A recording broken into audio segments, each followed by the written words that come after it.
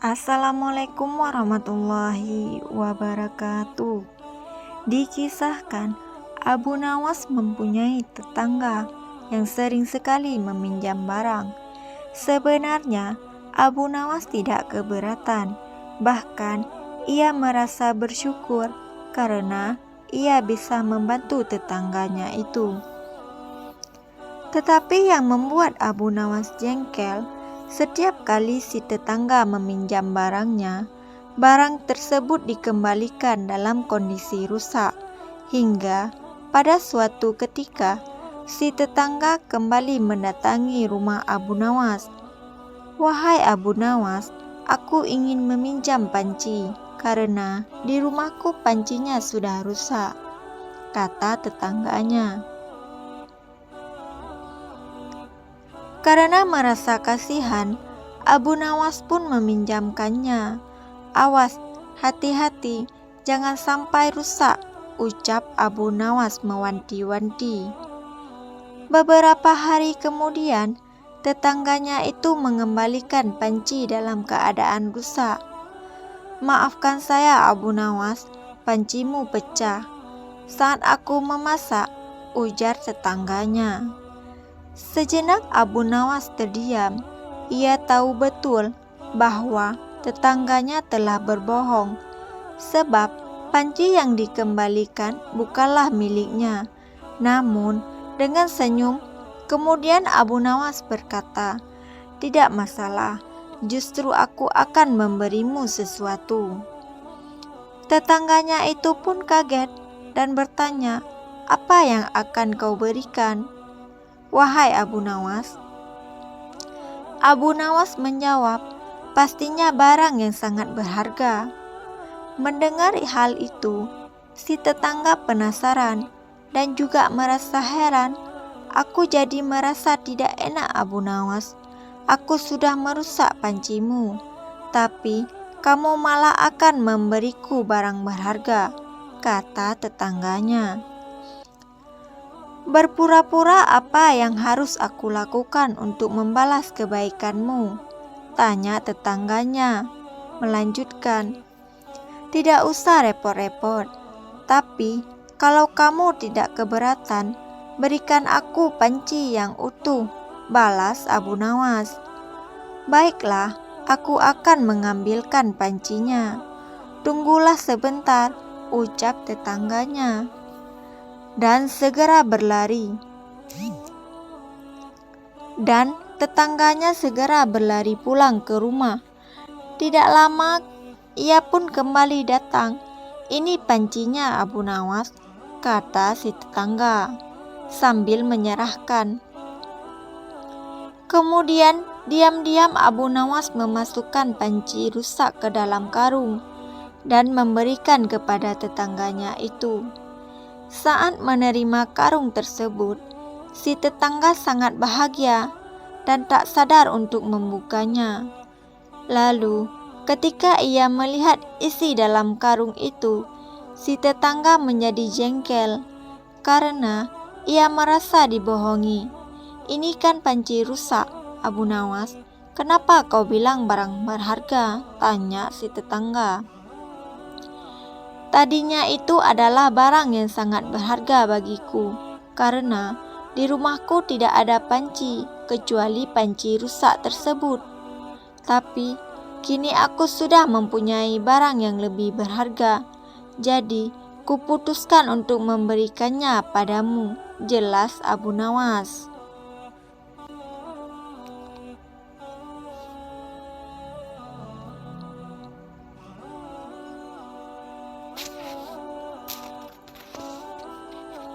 Cerita berikutnya dikisahkan, ada seorang pemuda berandalan yang suka mabuk-mabukan.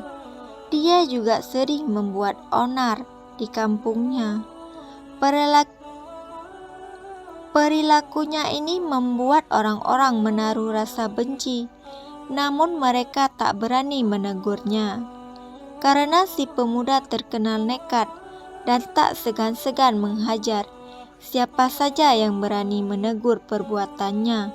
Yang lebih menjengkelkan, Si pemuda tidak menaruh rasa hormat kepada siapapun, entah itu orang yang sudah tua maupun pemuka agama. Suatu ketika, si pemuda sengaja membuat ulah. Kali ini, yang menjadi sasaran bukanlah orang biasa, melainkan beberapa tokoh dari berbagai pemuka agama. Pertama, ia mendatangi seorang tabib dan mengutarakan keinginannya. "Tuan, izinkan saya berbuat zina," pinta si pemuda. Mendengar hal itu, sang rahib terkejut. Bukan main dengan menunjukkan ekspresi tidak suka. Sang rahib menjawab, "Dasar pemuda laknat, kalau kamu mau berzina, itu urusanmu, jangan meminta izin dariku." Si pemuda kembali berkata, "Tapi aku menginginkan izin darimu. Anda mau mengizinkan apa tidak?" tanya si pemuda. "Kamu sudah gila ya? Tidak mungkin aku mengizinkanmu. Itu perbuatan laknat yang dilarang agama. Kalau aku mengizinkanmu, itu sama saja aku memperbolehkan orang berbuat dosa," balas rahib dengan tegas. Tanpa diduga, si pemuda langsung melayangkan pukulan tepat mengenai wajah sang rahib. Tentu saja hal ini membuat sang rahib jatuh tersungkur dan merintih kesakitan. Si pemuda lalu pergi meninggalkannya. "Aku akan mencoba mendatangi Tuan Pendeta. Aku ingin tahu apa jawabannya," pikir si pemuda. Ia pun lantas pergi ke rumah sang pendeta. Sesampainya di sana, si pemuda kembali mengutarakan keinginannya. "Tuan Pendeta, izinkan saya berbuat zina," pinta si pemuda. Sang pendeta pun tak kalah terkejutnya dengan sang rahib. Sesaat sang pendeta terdiam.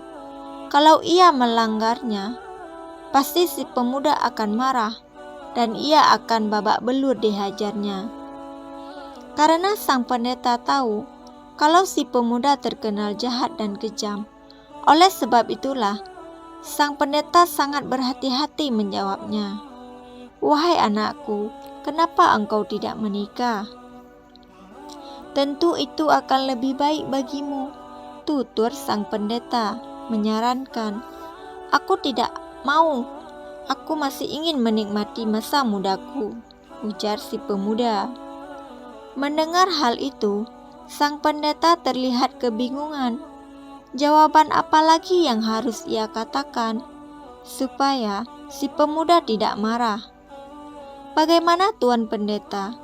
Tuan mau mengizinkan saya berzina atau tidak?" tanya si pemuda sekali lagi. Hati sang pendeta menjadi berkecamuk. Kalau sampai ia mengizinkan, sama saja ia memperbolehkan orang untuk berbuat zina.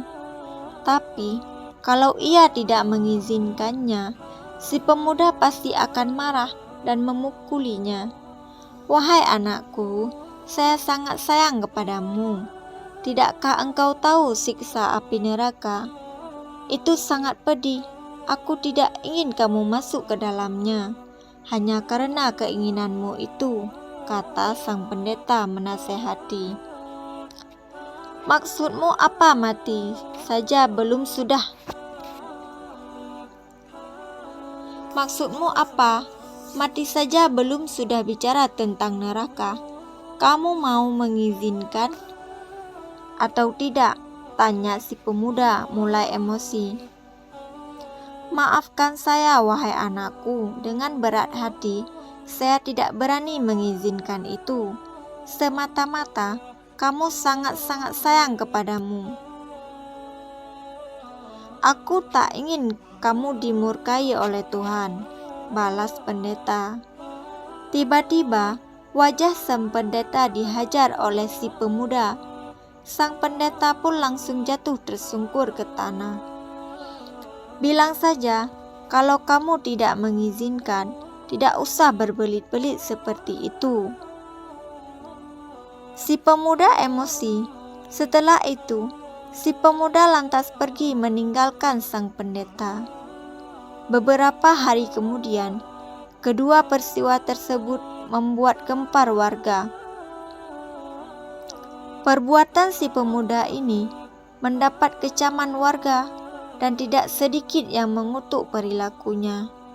Akan tetapi, si pemuda malah menjadi bertambah bertingkah, sehingga ia semakin ditakuti warga. Suatu kali, teman si pemuda berkata kepadanya, "Hai kawan, kenapa tidak keutarakan keinginanmu itu kepada Abu Nawas? Kalau jawabannya membuatmu jengkel, kamu pukul saja, seperti yang kau lakukan kepada rahib dan pendeta. Dengan begitu, kamu pasti akan lebih ditakuti," kata kawannya. Mendengar hal itu, si pemuda menjadi tertarik. "Benar juga katamu. Baik, besok aku akan ke rumah Abu Nawas," ucap si pemuda. Pada esok harinya, si pemuda berangkat menuju rumah Abu Nawas. Setibanya di sana, si pemuda mendapati Abu Nawas sedang duduk santai di depan rumah. "Tuan Abu Nawas, boleh saya masuk? Ada yang ingin saya tanyakan," pinta si pemuda. "Silakan masuklah kemari," balas Abu Nawas. Si pemuda lalu menghampiri Abu Nawas dan duduk di sampingnya. "Ada apa yang ingin kau tanyakan?" tanya Abu Nawas. "Begini Tuan Abu Nawas, aku ingin berbuat zina. Apakah Anda akan mengizinkannya?" kata si pemuda. Abu Nawas hanya tersenyum mendengar ucapan si pemuda.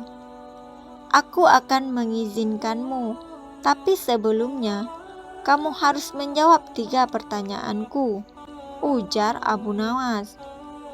"Silahkan, apa yang ingin Tuan tanyakan?" ucap si pemuda. "Kalau dia sampai bertanya tentang siksa neraka, aku akan langsung memukul kepalanya," pikir si pemuda. Pertanyaan pertama, "Apa kamu rela kalau ibumu disetubuhi oleh seorang pemabuk dan pembuat onar?" tanya Abu Nawas. "Tentu saja saya tidak rela, dan punya seorang putri. Apa kamu rela kalau anak putrimu disetubuhi oleh seorang pemabuk dan pembuat onar?" tanya Abu Nawas. "Tentu saja saya tidak terima. Saya tidak rela bila putri saya berzina dengan orang seperti itu," jawab si pemuda. Nah, orang lain pun demikian. Mereka tidak terima dan tidak akan rela bila hal ini terjadi pada putrinya, tutur Abu Nawas. Sekarang pertanyaan ketiga, "Apa yang akan kamu lakukan bila kamu meminjamkan barang kepada orang lain dan barang itu sangat berharga bagimu? Akan tetapi, orang yang meminjam barang berhargamu justru malah merusaknya dan mengotorinya," tanya Abu Nawas. "Aku akan sangat marah. Aku akan menghajarnya habis-habisan. Aku akan sangat marah. Aku akan menghajarnya habis-habisan. Bisa jadi aku akan membunuhnya dengan cara yang paling sadis," jawab si pemuda. Abu Nawas pun tersenyum mendengar jawaban si pemuda. Kemudian Abu Nawas kembali berkata, "Tubuh kamu nyawa kamu. Sejatinya adalah milik Allah yang berharga yang Allah percayakan kepadamu. Tapi bila kamu mengotori dan merusaknya dengan perbuatan bejatmu, pastinya Allah juga akan murka seperti yang tadi kau katakan. Lalu saat nanti, bisa besok, bisa juga nanti malam, kau akan mati menghadap Allah. Sementara tubuh dan nyawa yang telah Allah titipkan, telah kau rusak dan kau kotori. Kira-kira apa yang akan Allah perbuat kepadamu? Tanya Abu Nawas.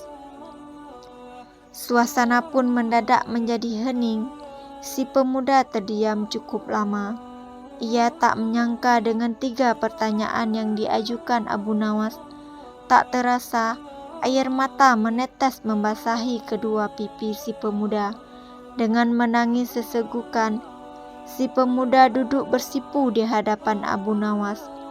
Tuan Abu, saya tidak sanggup membayangkan siksaan yang akan Allah berikan. Kira-kira apakah Allah akan mengampuni segala dosaku bila aku bertobat? Tanya si pemuda. Allah Maha Mengampuni lagi Maha Penyayang.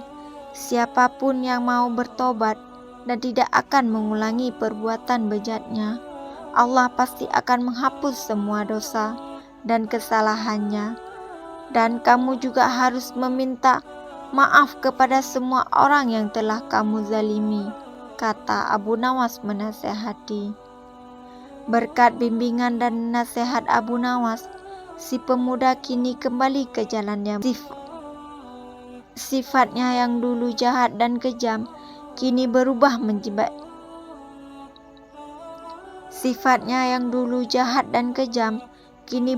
menjadi pribadi yang ramah dan santun. Si pemuda tak lagi dibenci oleh masyarakat, bahkan sebaliknya, ia kini dicintai